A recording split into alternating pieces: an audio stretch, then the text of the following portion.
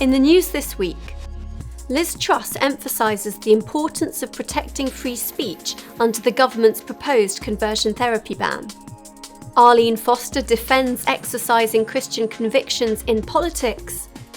And the US Supreme Court indicates that it will strengthen protections for the unborn. Hello. The Minister for Women and Equalities, Liz Truss, has stressed the government's commitment to protecting free speech and religious liberty under its proposed conversion therapy ban. LGBT activists are seeking broad restrictions on parental freedom, prayer and pastoral advice.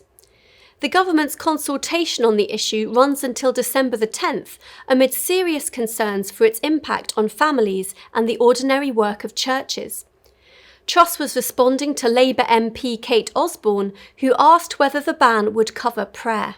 Can the Secretary of State confirm if a conversion therapy ban will cover non-physical conversion practices in religious settings, including prayer, and will she remove the dangerous consent loophole?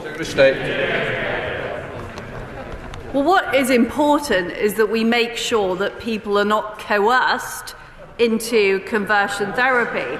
But it's also important that we protect freedom of speech, the ability for adults to consent, and the freedom to express the teachings. And I hear the opposition benches, Mr. Speaker, asking whether a freedom of speech is a good thing. Yes, it is. One of the BBC's most distinguished broadcasters has hit out at the pernicious effect of woke creep on the corporation.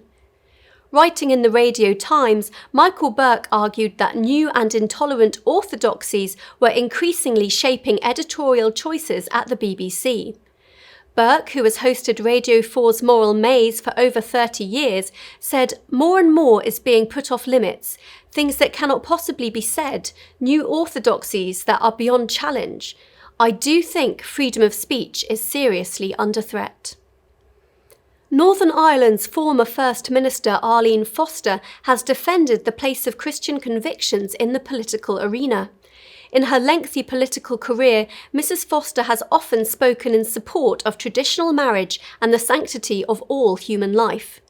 In a recent interview before a live audience in Downpatrick, Mrs. Foster said, "Christianity doesn't call you to be neutral. It calls you to be salt and light about what you believe in. It does annoy me when people say you have to take religion out of politics and leave it at the door, like it only happens at the weekend. It is part of who you are."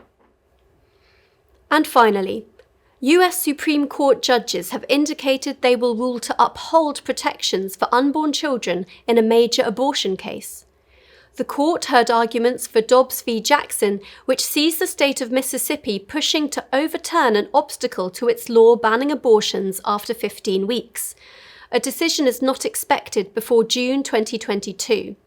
But campaigners hope a favourable ruling will undermine legal precedents, such as Roe v. Wade, under which nearly 63 million babies have been aborted in the US since 1973. Mississippi's State Solicitor General Scott Stewart argued that the current fetal viability standard, where abortions are permitted up to 24 weeks, was not tethered to the US Constitution. Speaking after the hearing, National Right to Life President Carol Tobias told the BBC she hoped the court would rule that unborn human beings deserve the same protection as born human beings. Well, that's all for this week. For regular updates and information on all of our stories plus much more, visit our website at christian.org.uk. Until next time, goodbye.